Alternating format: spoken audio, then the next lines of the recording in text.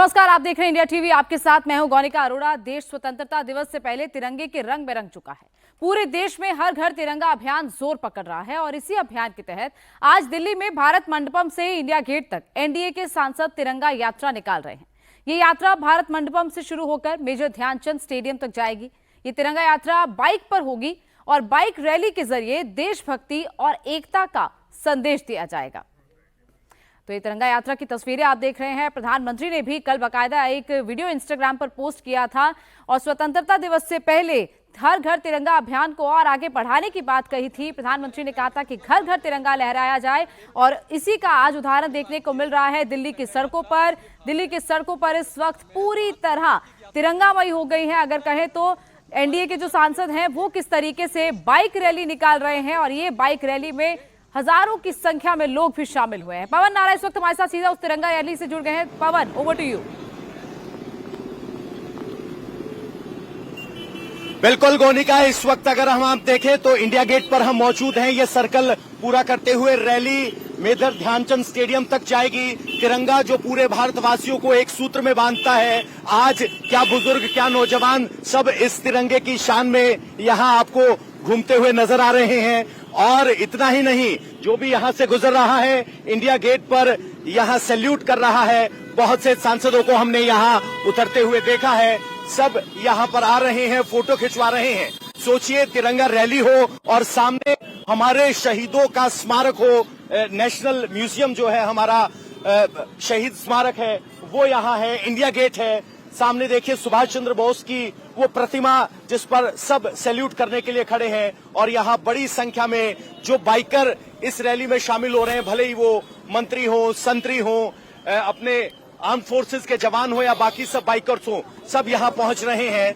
और ये इस वक्त यहाँ की तस्वीर है। अगर मैं आपको अंदर की तस्वीर दिखाऊं तो ये bike rally major Dhyanchand stadium में खत्म होनी है, लेकिन बड़ी संख्या में अभी भी यहाँ पर ऐसे लोग हैं जो तिरंगा रैली के वक्त यहाँ अंदर मौजूद हैं और इंडिया गेट पर सबका स्मरण कर रहे हैं, याद कर रहे हैं। आइए जरा आपको आगे लेकर चलते हैं। तो सांसद, मंत्री सब यहाँ तिरंगे पर हाथ में लेकर आगे बढ़ रहे हैं। मैं अपने राइडर मनोज को कहूंगा थोड़ा तेज चलें, आगे चलें और एक के बाद एक देखिए। यहाँ युवा सांसद, बाइक अपने आप में एक आजादी का प्रतीक है और उसमें अगर तिरंगा हो, आजादी का जोश हो, उत्सव हो, तो आप समझ सकते हैं किस तरीके से इस बाइक रैली में न सिर्फ सांसद हैं, न सिर्फ मंत्री हैं, बल्कि आर्म्ड फोर्सेस के जवान भी इस बाइक रैली में हैं। थोड़ा तेज चलने के लिए कहूंगा मैं अपने राइडर को, ताकि हम रैली को पकड़ पाएं। और ये रैली जो है वो मेजर ध्यानचंद स्टेडियम पर समाप्त होगी और वहीं पर सब सांसद जुटेंगे। हमने बहुत से राजनीतिक सवाल भी आज पूछे, लेकिन सभी की एक ही बात थी कि आज सिर्फ और सिर्फ तिरंगे की बात हो, क्योंकि तिरंगा सबको एक सूत्र में बांटता है। जिस वक्त ये तिरंगा रैली निकल रही है उस वक्त उसके कुछ घंटे बाद या एक सवा घंटे बाद संसद चलनी है। तो देखना होगा जो तिरंगा एक सूत्र में सबको बांधता है, क्या वो तिरंगा यहाँ संसद में आज कोई चर्चा हो पाएगी या नहीं, क्योंकि संसद में पक्ष और विपक्ष के बीच लगातार गतिरोध जारी हुआ है। लेकिन स्वतंत्रता दिवस से पहले इस तरह की तिरंगा रैली देश भर में निकाली जा रही है, जिन्होंने देश में जोश का आह्वान किया है, जोश भरा है। और एक ऐसे समय में हम 80वां स्वतंत्रता दिवस मनाने जा रहे हैं जब हमारे देश में जेनजी आंदोलन हुआ है। जेनजी को अपीज करने के लिए, कहें कि प्रभावित करने के लिए हर कोई कोशिश कर रहा है। जेनजी का एक सिंबल बाइक भी है, ये बाइक रैली भी है। लेकिन इस बाइक रैली को ये नहीं कहा जा सकता कि ये जेनजी के लिए की जा रही है और जेनजी आंदोलन हुआ है तो की जा रही है। इस तरह की बाइक रैली 2012 से बीजेपी ने शुरू की थी। 2014 से जब प्रधानमंत्री नरेंद्र मोदी सत्ता में आए, उसके बाद तिरंगा यात्रा एक आधिकारिक भूमिका में आया और उसके बाद हर घर तिरंगा अभियान चलाया गया। इस अभियान को पूरे देश में समर्थन मिला, क्योंकि तिरंगा किसी पार्टी का सिंबल नहीं है, तिरंगा भारत का सिंबल है। और हर घर तिरंगा अभियान को हर किसी ने दिल से स्वीकार किया। लोगों ने घरों पर तिरंगा लहराया और आज हमें सांसद नवीन जिंदल को भी याद करना चाहिए, क्योंकि पहले तिरंगा घर पर लहराने का अधिकार नहीं था, उसके लिए एक लंबी कानूनी लड़ाई लड़ी गई, जिसके बाद आम नागरिक को अपने घर पर, गाड़ी में, बाइक पर तिरंगा लहराने की अनुमति मिली।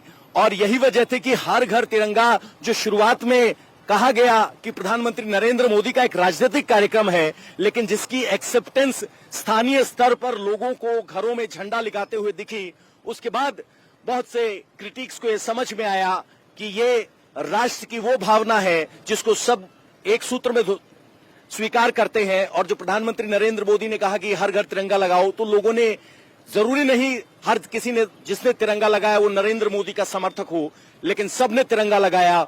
और उस अभियान की सफलता की ही बात है कि अब हर साल देश भर में तिरंगा रैलियां निकलती है। इस वक्त हम एक ट्रैफिक में फंसे हुए हैं, लेकिन तिरंगा रैली में आए हुए बहुत से तिरंगे अभी भी आपको दिखाई दे रहे होंगे। इस वक्त सुबह ऑफिस आवर्स हैं, कोशिश ये थी कि जल्दी इस प्रोग्राम को किया जाए। उपराष्ट्रपति ने इस प्रोग्राम के लिए झंडी दिखाई और अब मेजर ध्यानचंद स्टेडियम में इस रैली का समापन होगा। सबसे पहले तो आप सभी को भारत के 80th इंडिपेंडेंस डे की बहुत बहुत शुभकामनाएं। देखिए, तिरंगा केवल हमारा राष्ट्रीय ध्वज ही नहीं है, 140 करोड़ भारतीयों के संकल्प की शक्ति का प्रतीक है, हमारी महत्वाकांक्षाओं का प्रतीक है, हमारी आकांक्षाओं का प्रतीक है। और इसीलिए ये जो आज बाइक रैली आप देख रहे हैं, हमसे पहले जो पीढ़ी आई, जो हमारे स्वतंत्रता सेनानी थे, उनको नमन करती है। आज का जो युवा है और जो आने वाली पीढ़ी हमारे देश का भावी नेतृत्व भी है, हमारे देश का भविष्य भी है, उसको सेलिब्रेट करती है। स्वतंत्रता सेनानियों ने देखा था स्वप्न स्वतंत्र भारत का। यशस्वी प्रधानमंत्री श्री नरेंद्र मोदी जी ने संकल्प लिया है विकसित भारत का, जिसे इस देश का युवा इस संकल्प को सिद्धि तक निश्चित ले। तिरंगा यात्रा आज पूरे भारत में निकाली जा रही है और छोटे बच्चे से लेकर बड़े तक आज ये चिंता कर रहे हैं कि घर में तिरंगा छत पर लगाने के लिए आ गया कि नहीं आ गया। ये तिरंगा हम सबकी पहचान है, हमारे देश की आन बान शान है और हमारे देश के शहीदों ने इसी तिरंगे के लिए अपने बलिदान दिया था। आज इस पीढ़ी का फर्ज बनता है कि उनके सपनों को पूरा करने के लिए देश को समर्पण करें और देश के लिए काम करें। इसलिए तिरंगा यात्रा हम सबके लिए बहुत महत्वपूर्ण है।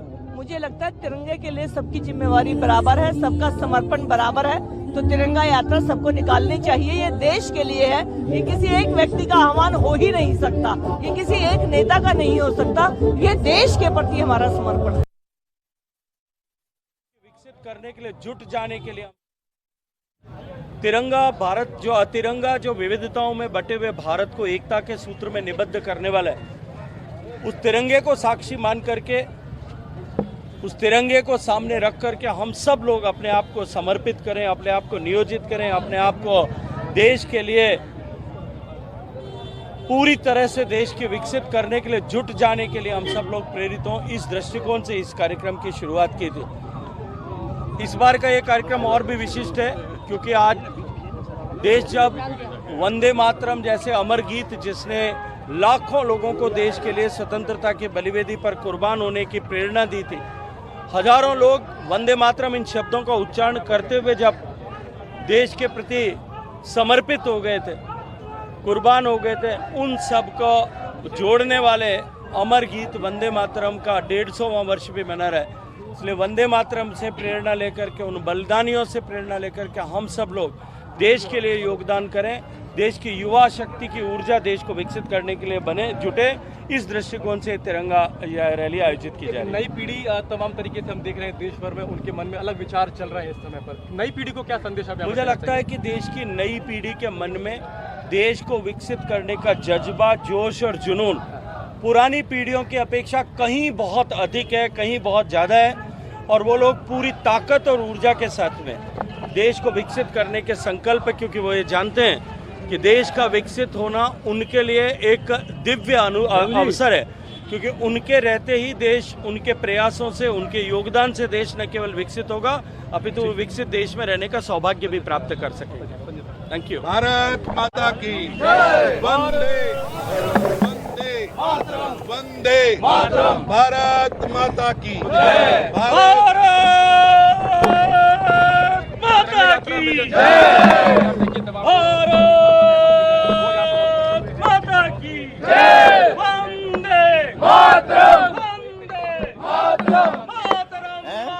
क्या कह रहे हो सर?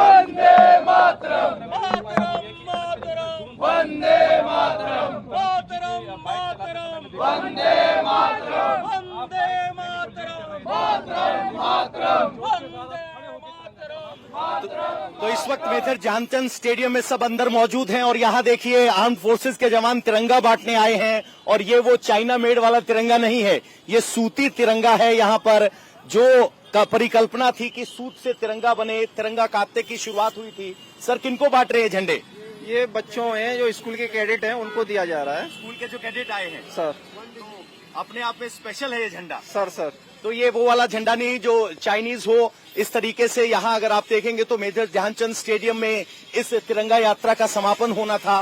वो तिरंगा यात्रा यहाँ मेजर ध्यानचंद स्टेडियम में पहुंच चुकी है और यहाँ जो राष्ट्रीय स्मारक है हमारा शहीदों को याद करने के लिए सामने वो है, हर कोई उसको नमन करते हुए आगे बढ़ा है। यहाँ पर सभी यहाँ जुटे हैं मेजर ध्यानचंद स्टेडियम में। इस वक्त मेजर ध्यानचंद के स्टैचू के सामने बहुत सारे तिरंगे लहराते हुए आपको नजर आ रहे होंगे। एक के बाद एक यहाँ हर कोई आ रहा है, मेजर ध्यानचंद स्टेडियम पहुंच रहा है और यहाँ सांसद विनोद तावड़े अपनी बाइक रैली के समापन के बाद यहाँ चले आ रहे हैं। विनोद तावड़े जी से बात करने की कोशिश करते हैं। तावड़े जी, एक और तिरंगा यात्रा हम लगातार सालों साल कवर कर पा रहे हैं, अब की बार तिरंगा यात्रा स्पेशल कैसे? खास तौर पर हर चीज को आजकल जेनजी से जोड़ने का ट्रेंड बना हुआ है। नहीं, मुझे लगता है कि देश के युवाओं ने हमको स्वराज्य दिया, अब उसको सुराज्य बनाने का काम भी युवाओं का है और वो बाल है, युवा है, इस स्वराज्य को सुराज्य में करेंगे, ये पक्का है। तो युवाओं के हाथ में बागडोर है, स्वराज्य में करेंगे। एक और सांसद हमारे साथ है। सर, किस तरह से देखते हैं, कितने दिनों बाद बाइक चलाई और आज तिरंगा रैली में बाइक चलाने का क्या आनंद?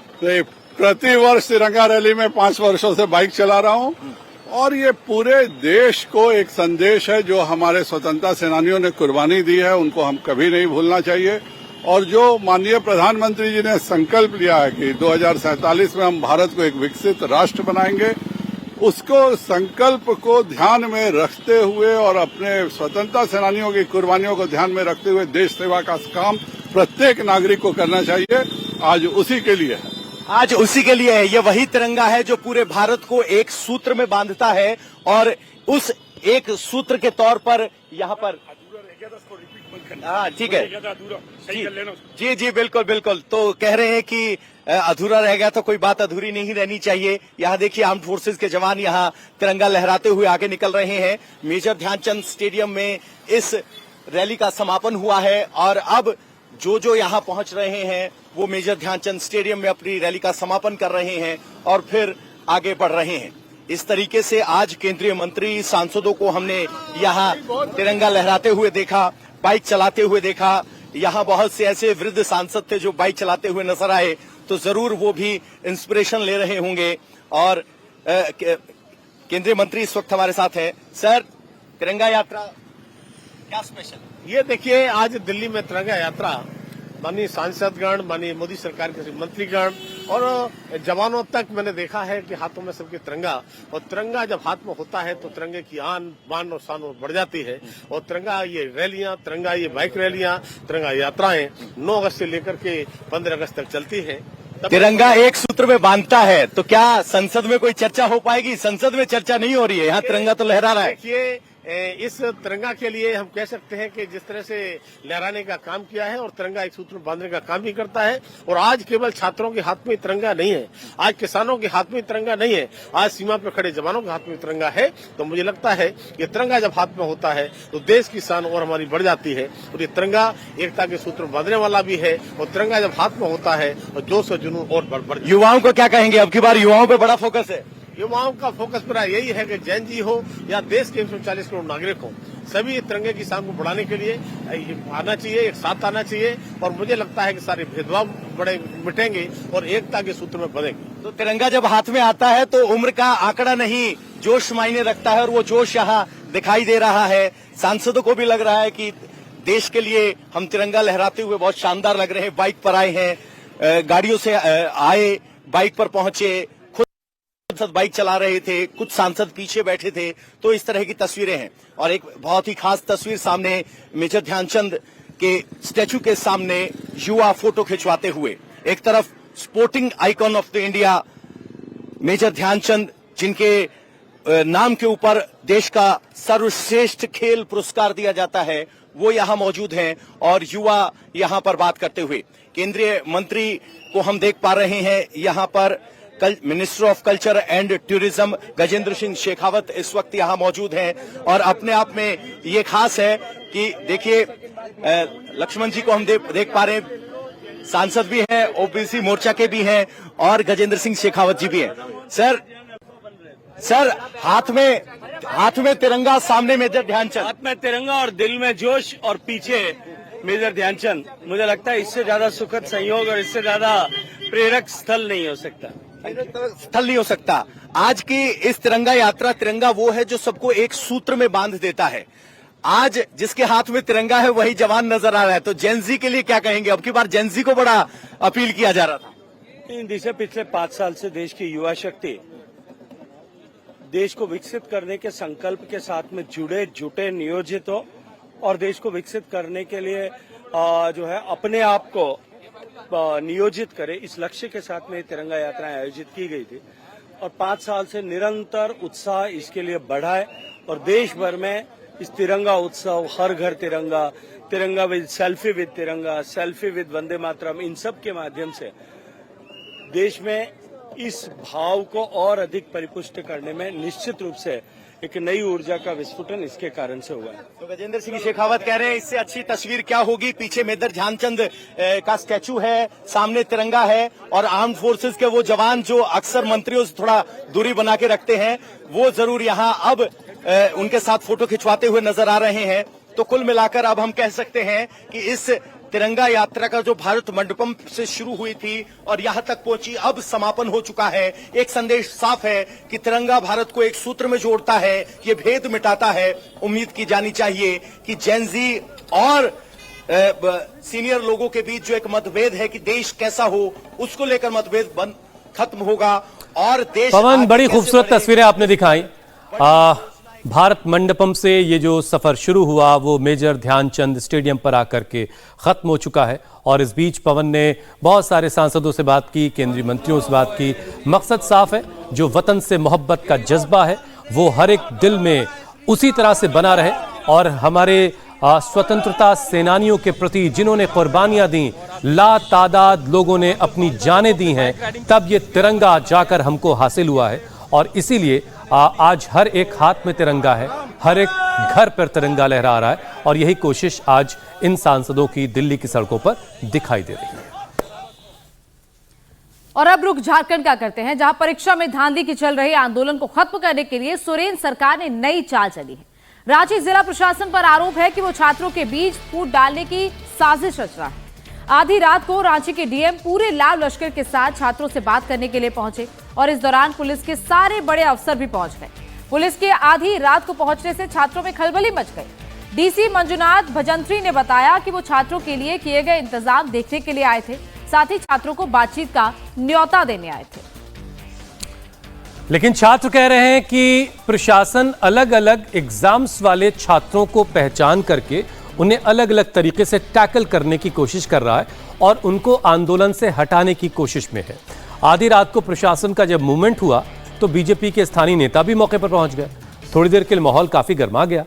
बीजेपी आरोप लगा रही कि सीएम के इशारे पर प्रशासन आंदोलन कर रहे छात्रों को धमकाने में लगा है।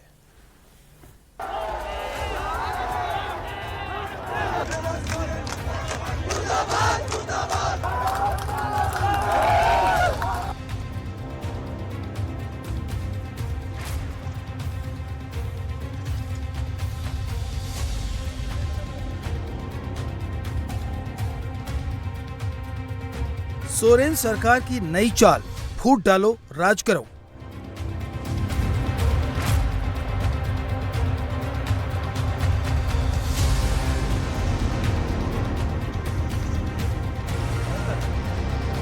हेमंत सरकार का मिडनाइट प्लान, छात्रों को बांटो, आंदोलन तोड़ो।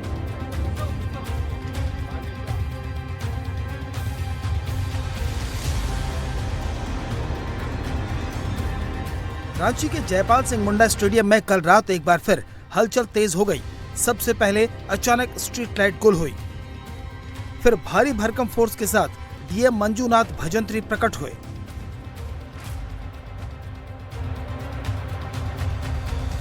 उनके पीछे पीछे पुलिस के बड़े अफसर आए। एसएसपी राकेश रंजन और एसपी पारस राणा भी पहुंचे। रात को 12:30 बजे पहले स्ट्रीट लाइट का गुल होना, फिर इतनी बड़ी तादाद में फोर्स के पहुंचने से छात्रों में खौफ भर गया। कानाफूसी होने लगी कि छात्रों को हिरासत में लेने की तैयारी चल रही है। इस बीच आरोप लगा कि डीएम के नेतृत्व में पहुंची जिला प्रशासन की टीम छात्रों में फूट डाल रही है। अलग अलग एग्जाम दे रहे छात्रों की पहचान की जा रही है। छात्रों की हलचल तेज हुई तो जिला प्रशासन बैकफुट पर आया। डीएम साहब छात्रों को ज्ञान देने लगे कि बीमार का इलाज करवाइए, बीमारी क्यों हुई उस पर मत जाइए।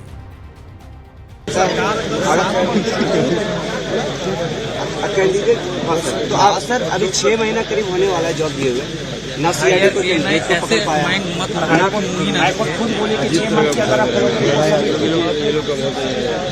हम लोग तो अगर आप नहीं रद्द कर पा रहे सीबीआई को जांच दे दीजिए।